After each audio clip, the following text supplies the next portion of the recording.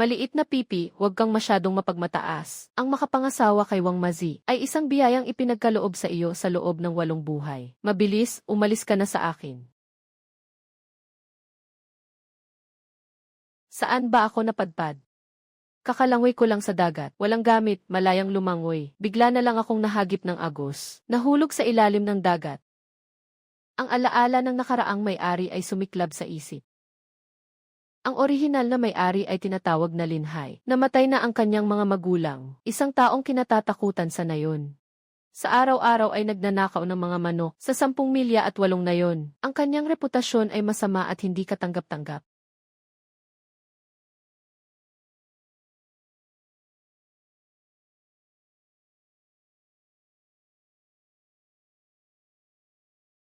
Linda Jiang, anong hinihintay mo pa? Kailangan nang dalhin ang tao ngayon. Namatay si Linhai kagabi dahil sa pag-inom. Maghihintay ka dito hanggang mamatay sa gutom. Tama na. Bata. Xiao Hai, hindi ka namatay sa pag-inom. Hindi ako namatay, sakto lang. May utang ka na 50. Tinutulungan ka ng tiyuhin mo. Si Wang Mazi ay magbibigay ng 30 piso. Yung natitirang 22, ihuhulog na lang ng tiyuhin mo.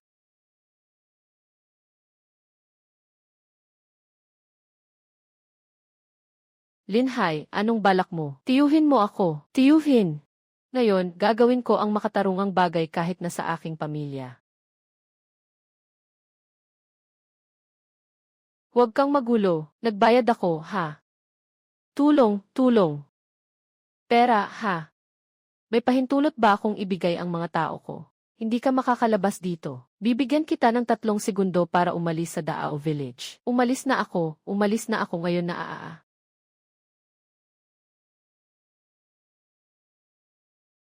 Talagang isang tarantado ang dating may-ari. Pinagutom ang asawa niya ng ganito. Huwag kang gagalaw, huwag kang gagalaw. Kapag gumalaw ka, itatapon kita sa dagat para pakainin ng isda. Tingnan mo ang katawan mo, ang payat mo parang buto ng baboy.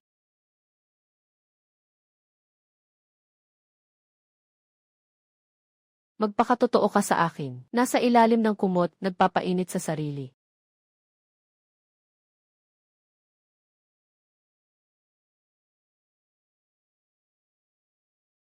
Itong gago, parang kanina inaalagaan niya ako. Parang niloloko ako ng langit, walang mainit na pagkain sa simula. Panahon na ang seafood ay mura, pwede ba nilang akong patayin sa gutom? Ngayon, hindi lang basta makakain ng busog. Kailangan pang kumain ng isang napakataas na klase.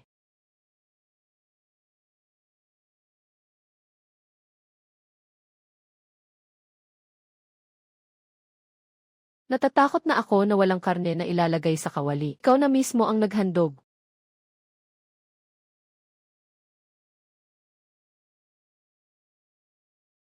Muling umiti sa akin. Ngayon ay niluluto ang malaking gansa sa cast iron na kawali. Ay, ang talino mo talaga. Parang may bahid ng aking estilo. Sa susunod tawagin mo akong Kuya Big. Sundin mo lang ako ng tapat. Hindi ka mawawala ng seafood na kakainin. Ang Devil Reef ay kilala bilang isang lugar na bawal pumasok. Maraming mga batuhan doon. Kahit ngayon, kahit ang pinakamahirap na mangingisda, nangangarap na makakita ng masaganang huli, hindi makakagalaw kahit isang hakbang. Iyan si Lin Bawang. Bakit siya pupunta sa Devil's Reef? Hindi naman siguro. Nawawala ng pag-asa at gustong magpakamatay, di ba? Ngayon, ituturo ko sa inyo kung ano ang tunay na kumikita mula sa dagat.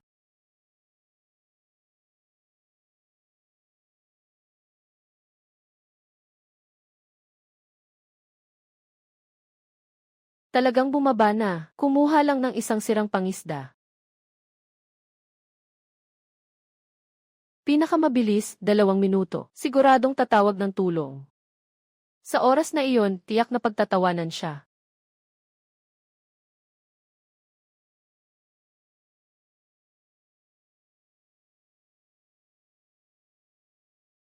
Kalawangin na lobster o malaking makulay na dragon.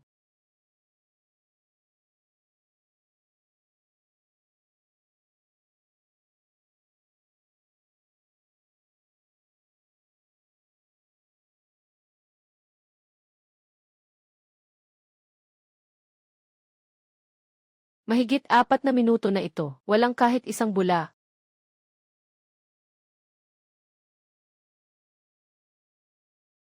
Bumangon ba siya mula sa mga patay?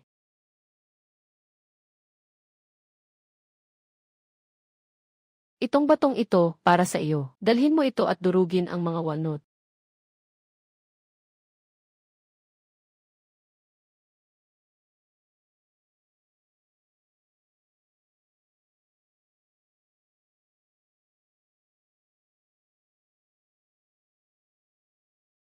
Wala man lang tayong magandang kawali.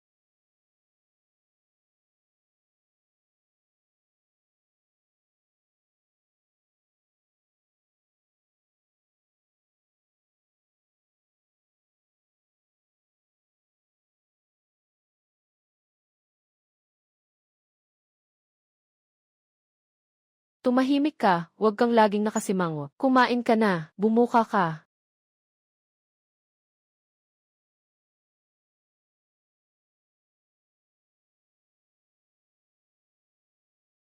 Paano ito naging napakasarap? Kumain ka ng dahan-dahan, mapapariwara ka sa gutom na multo. Kainin mo ang isang kagat ng pagkain ko. Ito ang kalahati ng buhay ko. Ngayon, ang buhay ko ay sa akin. Anong tinitingnan mo?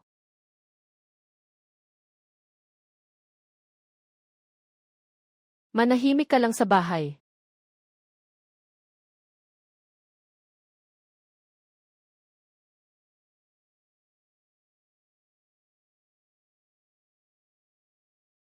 Umalis ka na. Sino ng pulubi ka? Hindi mo tinitingnan kung anong lugar ito. Nadumhan ang sahig. Kaya mo bang magbayad? Umalis ka na, magmamakaawa ka pa.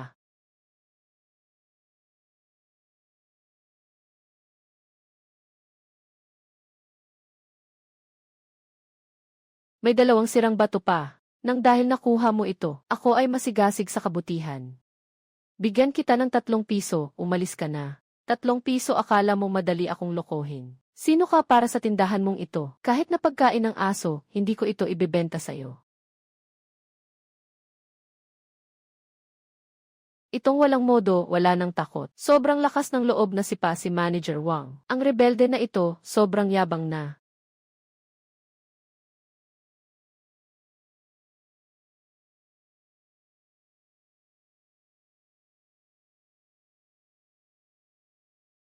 Ginoong San, ito ay buhay ko. Nakuha ko ito mula sa Devil's Reef. Magbigay ka ng presyo.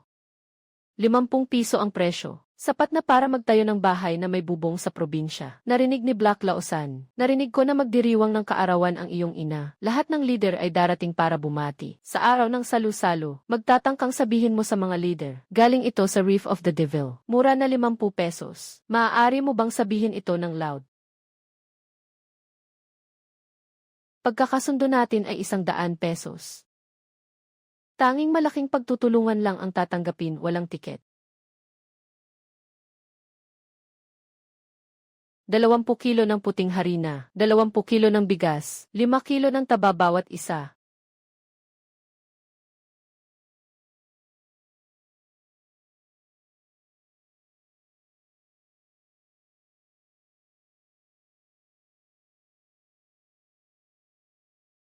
Maliit na pipi, ngayon kailangan mong sumama sa akin.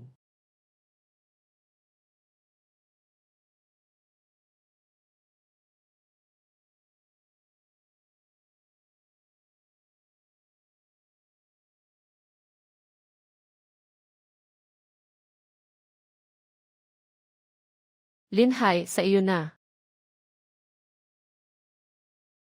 Linhay, ako ang iyong tiyuhin. Umuwi ka.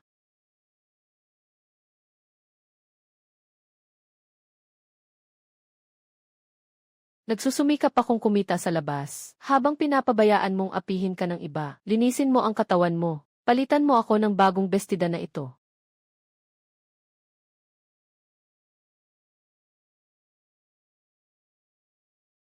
Ginugol ko pa nga ng buong 5 minuto para magluto. Tara na, karne. Bakit ka pa nahihiya? Hindi mo maubos itong mangkok. Huwag na sanang isuot ito ulit. Talagang nakakabahala ka na. Kahit kumain lang ng masarap, naiiyak pa rin. Tama na, kuya. Kumain ka na.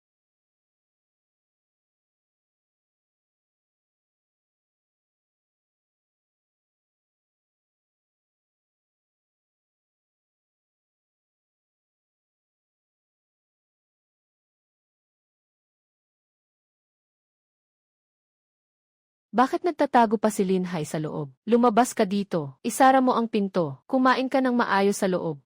Ako na ang bahala sa mga aso sa labas.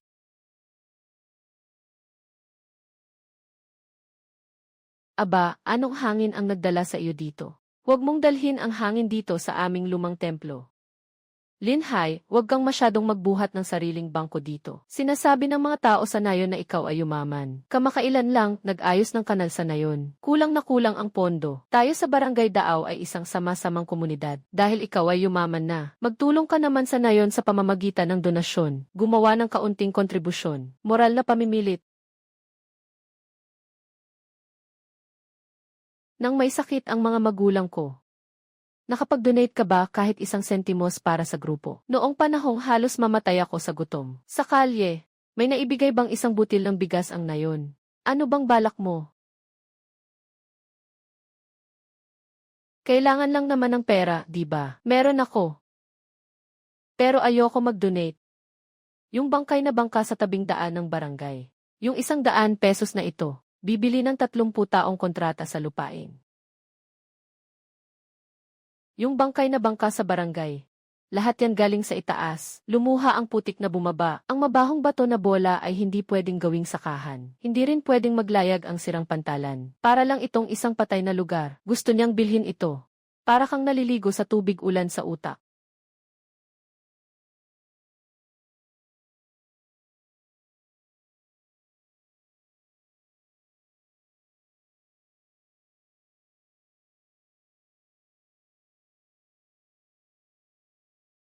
Umupo ka ng maayos, maliit na pipi. Ngayon, dadalhin kita para makakita ng malaki. Ipapakita ko sa'yo kung paano ang lalaki mo. Sa mundong ito, nagpapalitan ng kapangyarihan.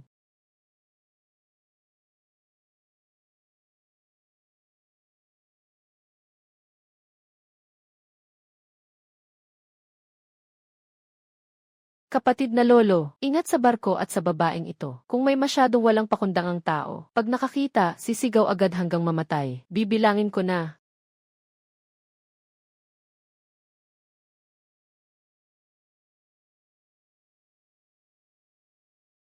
Pinakamahusay na ligaw na, sea cucumber. Karaniwang tinatawag na itim na jade. Sa mga susunod na henerasyon, ang ganitong antas ng ligaw na purong tuyong sea cucumber. 1 libra ay madali lang. Nabili ng higit sa 10,000 piso.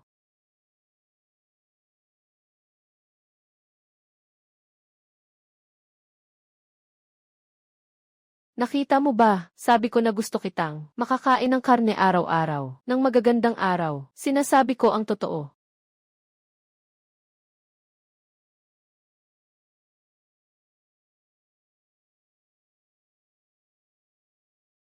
Yung batang Panginoon ng pamilya Lin. Bakit ka nandito? Yaman na. Makatas at masarap. Ang dagat na ito ay teritoryo ng aming nayon ng shaman. Kung may alam ka, iwanan mo ang mga pagkaing dagat. Mabilis na umalis. Ha ha ha.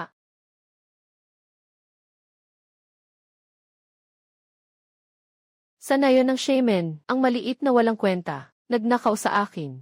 Hindi marunong makilala. Sasaluhin ko siya. Lulubogin ang kanyang sirang bangka. Mahigpit na pinanghahawakan ni malaking pinsan. Lumapit pa nga ng bahagya, tapos itulak ng husto.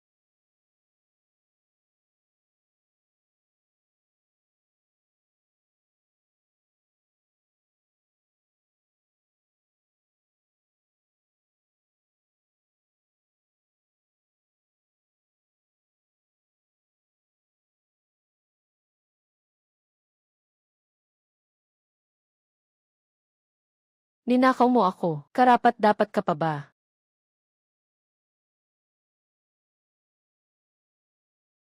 Sino pa ang may lakas ng loob na sumugod? Ngayon, lahat ng tao. Magpapakumbaba na lang. Harapin mo na lang yung nakatayo roon at yumuko.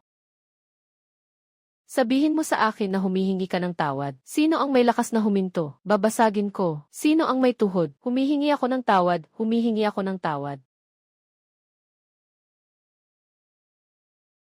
Anong tinitingin-tingin mo? Hindi ba ako gwapo? Huwag kang ma-inlove sa akin. Sobrang init ng ulo ko. Talaga, pagbalik sa bahay, tandaan mong magluto para sa akin.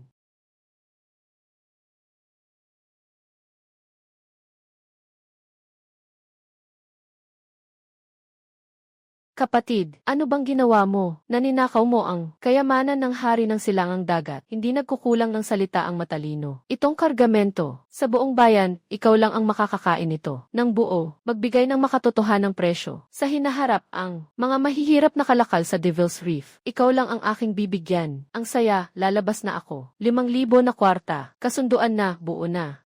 Mga kapatid na linhay, sobrang taas ng sikat mo sa West District. Si Jiu Zaiji, inaasikaso ka na. Yung tao na yon ay may kapangyarihan dito. Mag-ingat ka. Si Kuya Siyam na Daliri, isang walang pangalan.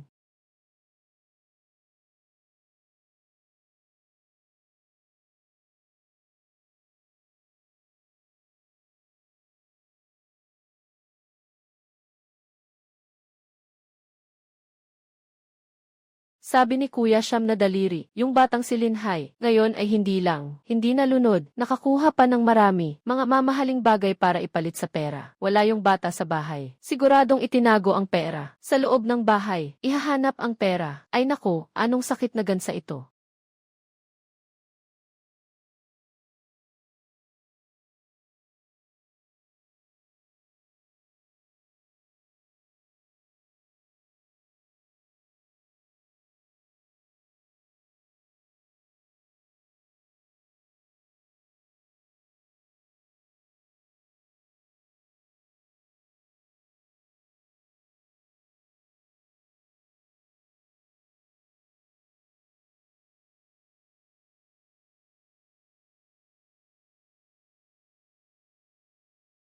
Nagmamatigas ka pa sa bahay ko.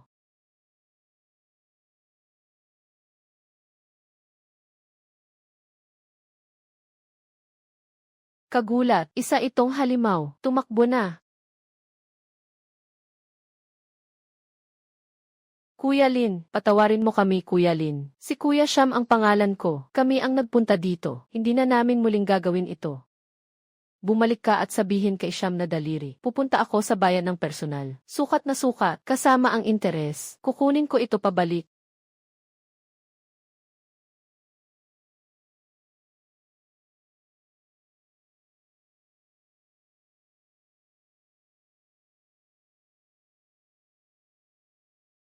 Bakit ang tanga-tanga mo?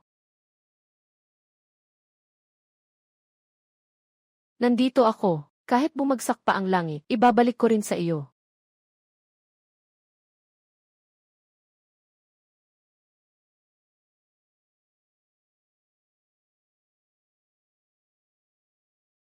Una, magluluto ako para sa iyo. Para medyo tumaba ka.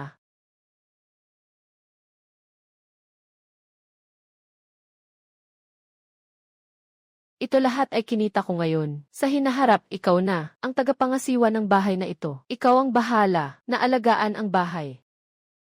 Kuya, ipapasa ko sa'yo ngayong gabi. Isang gawain. Sino mang lalapit sa bahay na to kahit isang hakbang. Ipapasa ko sa'yo. Patayin mo ng todo. Naintindihan mo.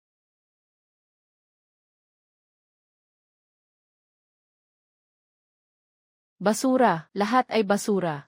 5 tao ang pumunta, hindi nila nakuha ang pera. Napagpahirapan pa sila ng isa, na naging kapansanan. Ang mukha ako na may Siyam na Daliri, ay pinahiya ninyo. Kuya na may Siyam na Daliri, yung pangalan ay Linhay. Napakamakasarili at masama ng barangay na yun. Sabi nila isang tao, nakapagpabagsak sa 10 lalaki sa Shaman Village. Sa tingin ko, bukas tayo, magpaplano, diretsong tawagin, kapatid na 30, takutin mo siya. Kulangan ang tao ng 30. Tawagin mo ako ng 50. Sino mang magtangkang galawin ako.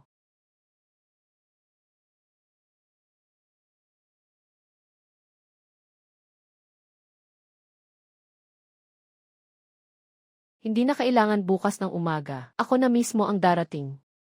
Ha ha ha. May daan sa langit na hindi mo tinatahak. Walang pintuan sa impyerno pero pumasok ka. Isang laban ng tao. Nasa West City Dock ako. Sugod.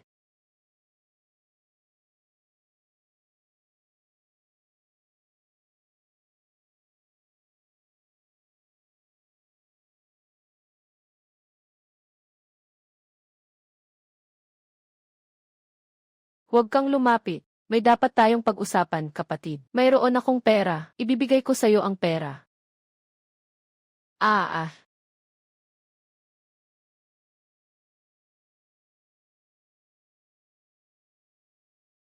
Pasensya na, Ginoo Lin. Nagkamali ako, patawarin mo ako. Pasensya na, Ginoo.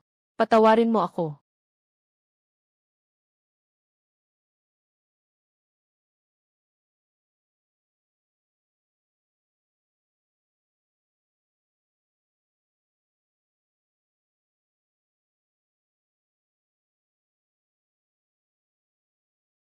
Direktor Wang, bakit ka pa mismo nandito? Ito ang linhay, mga huli sa dagat, nakaipon na parang bundok. Pero siya ngayon, walang sasakyan, na nakuha.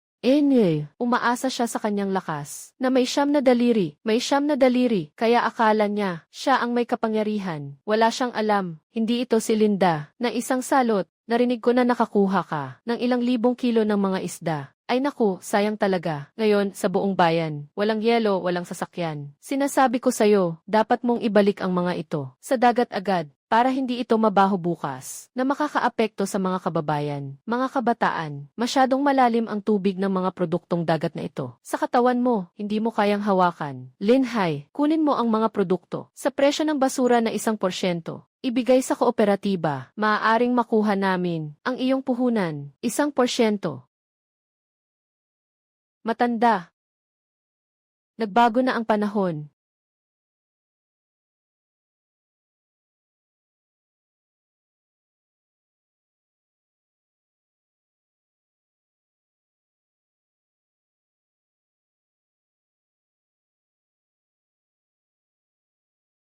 Ito ay ikaw. Paano mo nakuha yan? Mayaman ako, ha? Isang sasakyan, ibabayad ko. 50 piso isang araw. Lahat ay nakikipagsapalaran para magmaneho sa akin. Ha ha ha ha ha. Mga ignorante at tanga. Mabilis ang mga kamay at paa. Ilagay ang mga pagkaing dagat. Maglagay ng isang patong ng sawdust. Pindutin ng mabuti.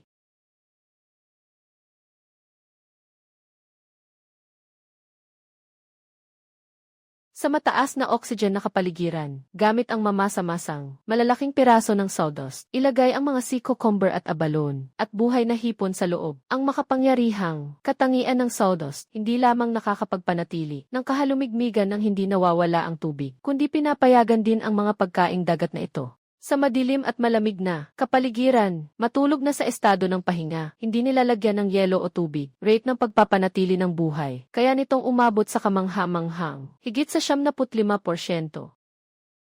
Gusto ko lang makita, isang bungkos ng mga sirang kahoy, dala sa lalawigan. Sino ang makakabili nito? Sa oras na iyon, lahat ay isang tambak ng mabahang isda at hipon.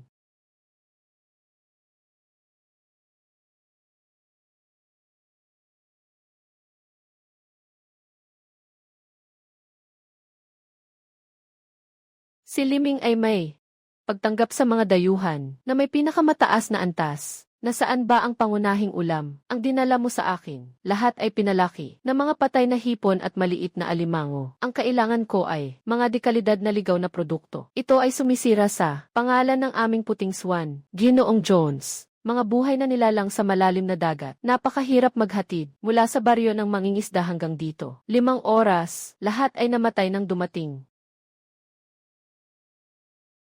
Sino ang hanap ninyo? Hindi tumatanggap dito ng basura.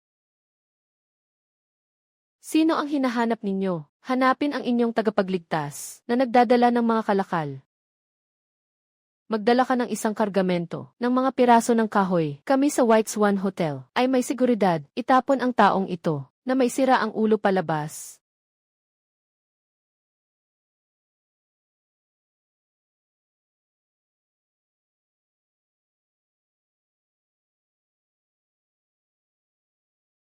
Ay naku! Buhay. Lahat ay buhay. Pinakamataas na uri ng wild. Ito ba ay mahika?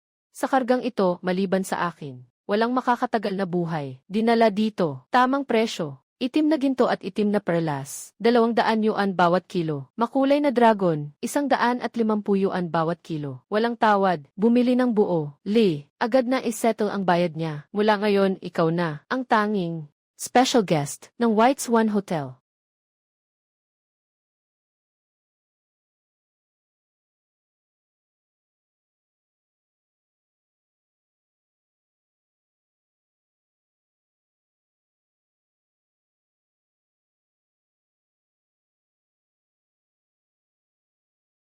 Ito ay para sa inyo. Kunin niyo ang inyong pahalaga, Haije. Salamat, Kuya Hai. Sa hinaharap ang buhay namin ay kay Kuya Hai.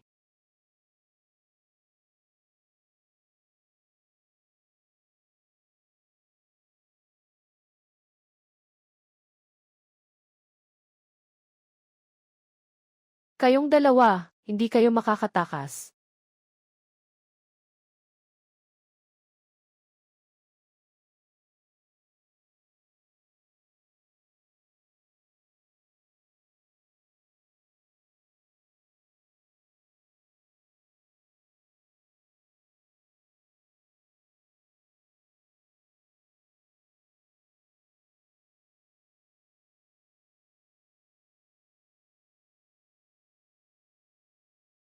Tumigil. Maliit na bulag, sobrang lakas mo na. Kaya hindi na nakapagtataka si Lin Hai na parang inaalagaan ang mata niya. Parang inaalagaan ka niya, gaya ng pag-aalaga niya sa mata niya. Sinindihan niya ang bahay na ito. Hindi ka ba natatakot na mawalan siya ng tahanan, Lin Hai? Ihinto mo na ang pag-aapoy. Kung sasama ka lang sa akin, sisiguraduhin kong hindi ko siya papatayin.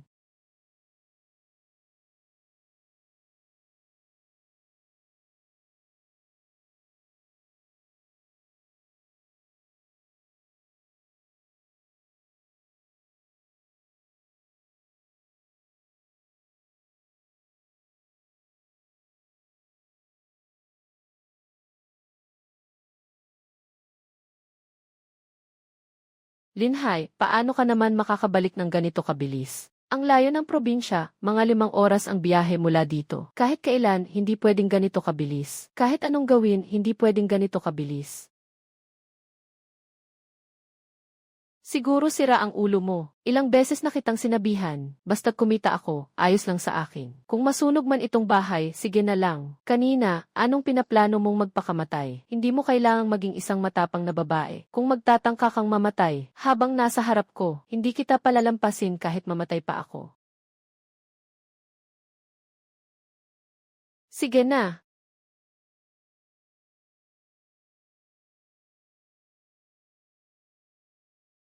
Hindi kayo dapat nandito habang wala ako. Kapag wala ako sa bahay, huwag mong galawin ang aking pinakapayak na prinsipyo. Patayin niyo siya. Patayin!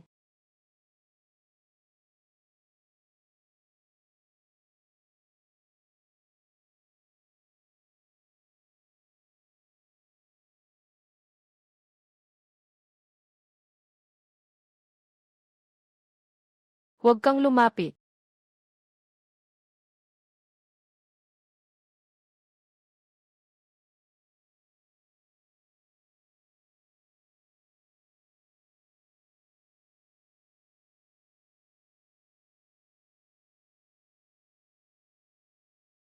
Natakot ako. Ayos na. Ang grupong ito ay hindi na. Muli. Linhay.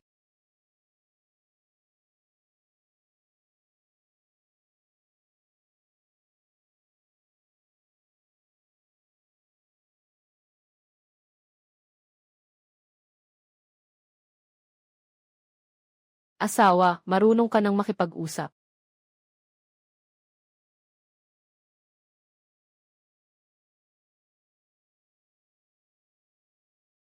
Bastos.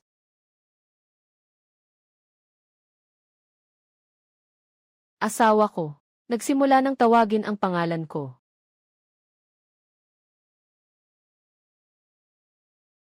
Sabi ni Ilse, Linhay, huwag na huwag hahawakan ang sugat sa tubig, at lalong huwag uminom ng alak kung hindi ka titigil sa pagkain ng bawal. Mag-iinit ang sugat mo.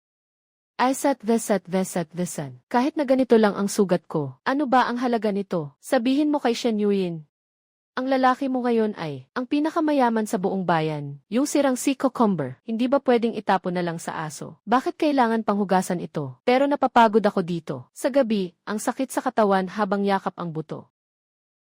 Tumahimik ka, hindi mo alam ang hirap. Mahal ang mga pangangailangan. Ang mga si cucumber na ito ay magaganda. Linisin ng mabuti at igisa. Hindi ba't, kagabi ay kumain ka ng 2 malaking mangkok.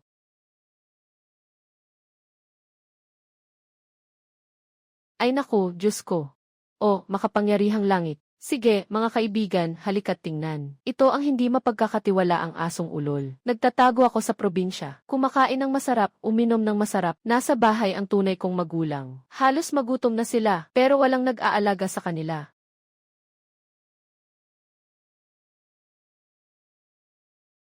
Sa mga nakaraang araw, nakafocus lang ako sa pagpapagaling. Walang oras para ayusin kayo. Bakit mo minumura si Haring Araw? Masyadong mabagal ang pagtawag niya. Inaalok mo na mismo ang sarili mo. Linhay, huwag kang matakot sa mga taong matapat. Ngayon ay, isa kang milyonaryo sa buong bayan. Si Shen Yuyin ay aking sariling anak na babae. Hindi mo lang siya nililigawan ng formal. Hinahawakan pa siya dito, sa sirang bahay, para maglingkod bilang katulong. Para bang walang makatarungan. Sabihin mo na agad kung ano ang gusto, ilabas mo na ang sama ng loob. Kuya, sa harap ng lahat, hindi tayo nagtatago sa likod ng salita. Kung ang ate ko ay sumama sa'yo, kaya't tayo ay isang pamilya, ilan na ang kinita mo ngayon? Ako na nakababatang kapatid, wala pang kakayahang mag-asawa. Ni isang maliit na bagay, hindi ito makatuwiran, di ba? Tama, Linhay. Nakikita kong ikaw ay isang taong tuwid. Hindi naman kami humihingi ng marami. Kunin mo ang 5,000 piso na kasal. Ang batang ito ay ganap ng sa iyo, bukod dito. Malapit na kayong ikasal. Bilang bayaw, kailangan mong nasa loob ng lungsod. Bumili ka sa kanya ng bahay. Kailangan ng 5,000 pisong dowry, walang bawas kahit 1 sentimo. Kailangan din ng bahay sa lungsod at ng manager ng convoy. Si Linhay. Ganitong maruming gawain. Huwag kang makialam, hindi maikakailan na ikaw ay mayaman. Ngunit bawat sentimong kinita mo ay mula sa iyong buhay, na kinuha mula sa kamay ni Yama at ibinalik at sa mga tulad ninyo, na mga uod na sumisipsip ng dugo, ay walang kinalaman. Patay na bata, naglakas loob ka pa, na magsalita, dahil sa akin may dugo ka. Dugo mo.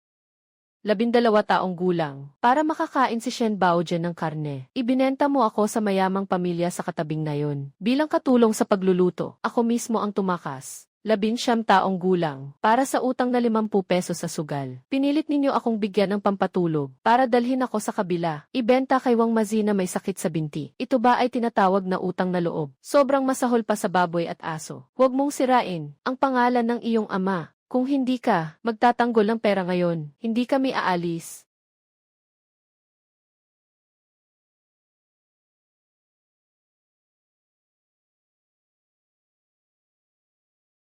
Ang buhay ko, si Shen Yuyin, ay namatay na. 3 buwan na ang nakalipas. Nasa kamay na ng mga mang-aabuso. Ako ngayon, buhay ko ay kailinhay. Wala kang anak na babae sa pamilya ng Shen dito. Hindi ba't gusto ninyong manatili at hindi umalis? Kuya, sumunod ka na sa akin.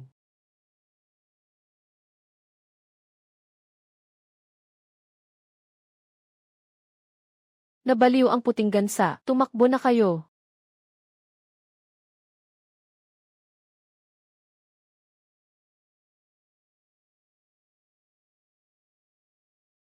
Ha ha ha. Isang magandang biyenan sa pamilya Lin. Sabi ko na. Dapat mong tirhan ang pinakamagandang bahay sa buong bayan. Matulog sa pinakamalambing na kama. Ngayon, ang aming bagong bahay, magsisimula dito mula sa wala.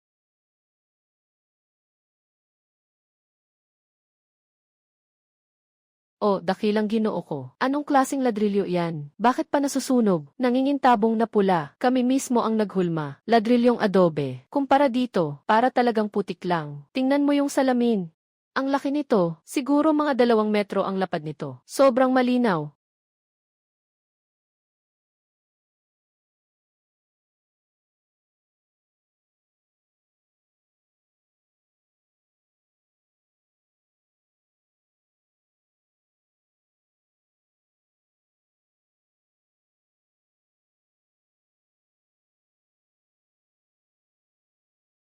Kumusta, Ginoo? Ito na ang magiging tahanan natin sa hinaharap.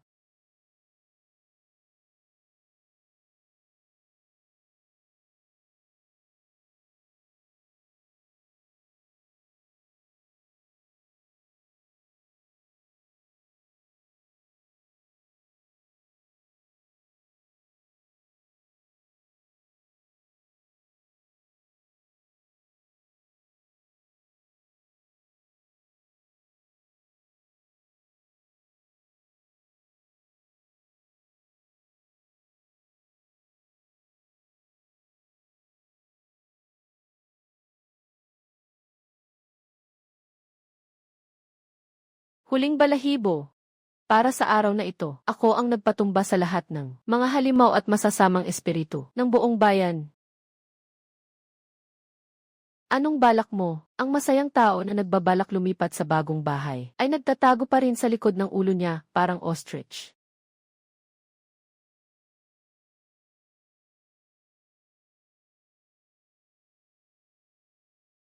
Si Lin Bawang, ano bang minamadali? Narinig ko kay Lin Ergaw, kakatapos lang nilang uminom sa bakuran. Mga walang kwentang usapan. Sinasabi na ikaw, si Lin, ang malaking boss. Ngayon ay mayaman na, pupunta sa bayan para makipagnegosyo. Yung mga batang magaganda, na may mahahabang binti, palaging tinatawag si Linje, na napakatamis ng tawag.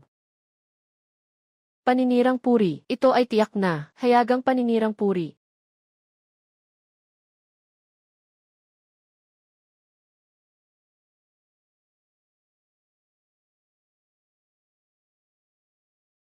Pero paano ko narinig? Si Lidapaw ay espesyal na nagpakilala pa sa'yo ng isang dalaga mula sa lalawigan na marunong magpiano. Suot niya ang floral skirt na binili sa dike. Nasuot niya. Ikaw, Boss Lin, tumingin ka sa kanya. Para kang nakatitig sa mata, hindi ka na nakaturo pa kanan, ha? Sa katotohanan ng langit at lupa, kung magagawa mong gawing damit yung punit na tela, isuot mo ito sa sarili mo. Mas maganda pa ito sa kanya ng 10,000 pa nga. Mali yata, kahit ang daliri sa paa mo, hindi pa rin siya makukumpara sa kahit isang daliri niya. Totoong salita, mas totoo pa kaysa sa ginto.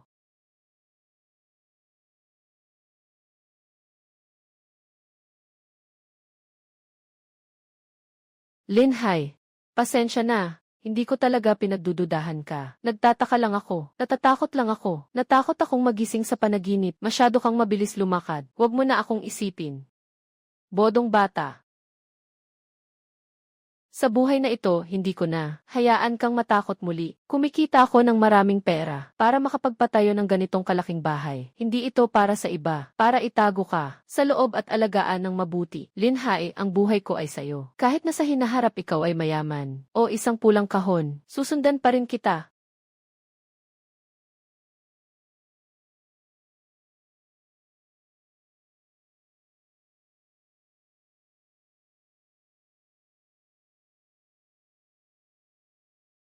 Gising na, mabilis, maghugas ka ng mukha. Nagluto ako ng seafood na lugaw, at nagprito ako ng ilang itlog na sunny side up.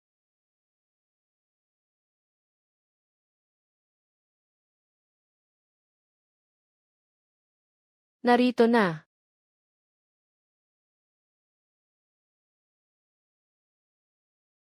Ang lugaw na niluto ng misis ay talagang mabango. Kahit na 3 milya ang layo, maaabot nito ang aking gutom. Ano ang balak mong gawin sa susunod? Hindi ba't tayo magpakailan paman? Maghuhuli ng seafood sa Daping Village.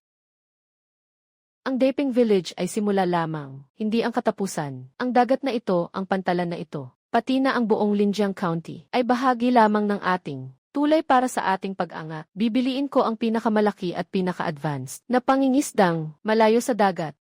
Lalabas sa mababaw na tubig, pupunta sa mas malalayong dagat, pupunta sa open sea at makikipag-agawan sa mga dayuhan para sa mga yaman, palawakin ang merkado. Hindi ko maintindihan ang mga malalalim na prinsipyo. Pero alam ko kung saan ka pupunta. Sasamahan kita hanggang doon. Ikaw ang bahala sa pag-ahon. Ako ang bahala sa iyo. Panatilihin ang tahanan na ito.